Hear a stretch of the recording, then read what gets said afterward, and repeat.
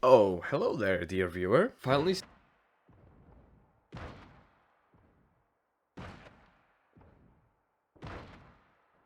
Today, I got the only game where you can build a giant dick and have it be an actually useful weapon.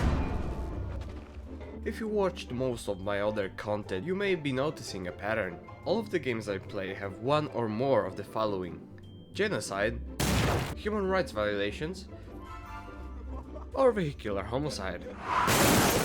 Well, this game has it all. An array of possible news headlines, plenty of drone strike targets, and it all with a financial incentive. And in this world, money is people. So, you can take your deranged mind to 3 different modes. The challenges. This one is for the intellectuals. These guys probably spent the last 3 hours on the Gyroscope's wiki page to find the best design to replicate for his penis orbital laser build. This mode consists of levels with a start and a finish line. Between there's usually an obstacle you have to get through. To do that, we will have to get into the main mechanic, unintended, of this game. As you probably figured, you can make your own vehicles out of a surprisingly versatile set of parts. Anything from boats to planes to trucks.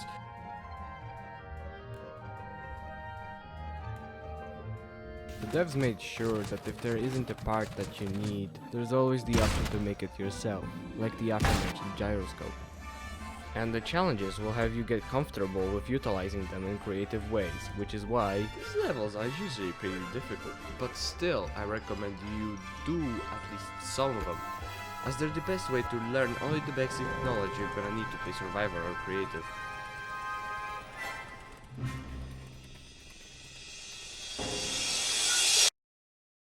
Survival. Peace, tranquility, and prosperity. This mode might seem like it is incredibly grindy and has no content. But just like with erectile dysfunction, the answer is always machines.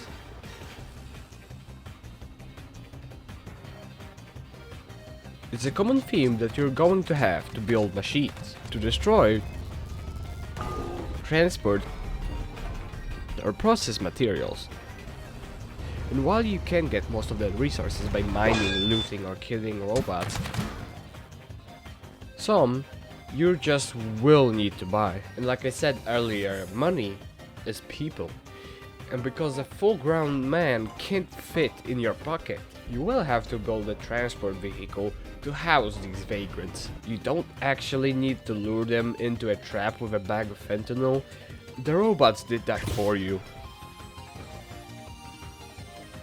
This game also contains a certain degree of automation, with pipes to transfer loot to your storage and water to your farm. As well as this storage rack, which using magic will collect materials from the floor, and if you have a processor nearby, automatically turns them into blocks. But all of these need to be made at a mechanic station, which should be easy to find should you follow the main road. Now, you do need a master battery to power the build, which can be found at the very next ruin next to the spawn, but that isn't very necessary since there should be one in a sleeping chamber right by the mechanic station. Now, since it is survival, you're gonna need to eat.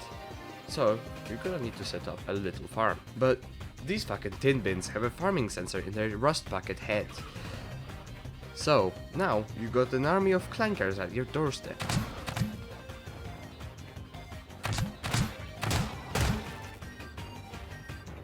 Well, it's time to use those same parts that were driving your ass around and make some traps. Kinetic, pressure washer, giant blender, compactor, trains.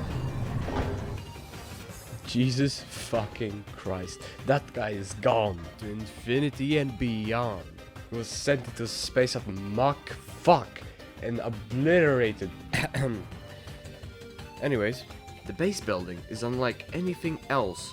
You can build anywhere, anything, with your only goal being to protect your farm from an increasingly monstrous waves of robots. You're gonna need to push your creativity to the limit. And finally, we have creative.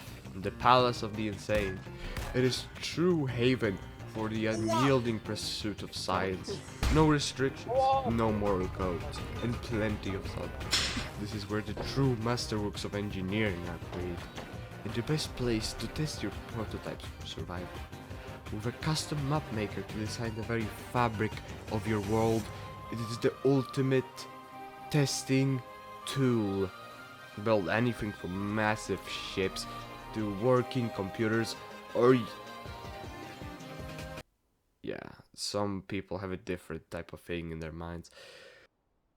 Since the developers are hard at work developing Chapter 2 for survival, which will add plenty more things to blow up, with more militaristic parts the crafter can make instead of a literal potato gun. You can see all of it in the official devlog located on the game's Steam page and most likely an official website.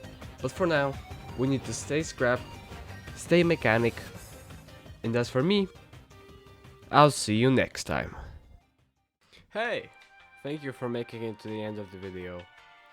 If you stayed so far, maybe you should consider subscribing. It helps the channel, and it will delay your doom by about 3 years or so. Now, this is where all the credits gonna play, so you can click off now. See ya!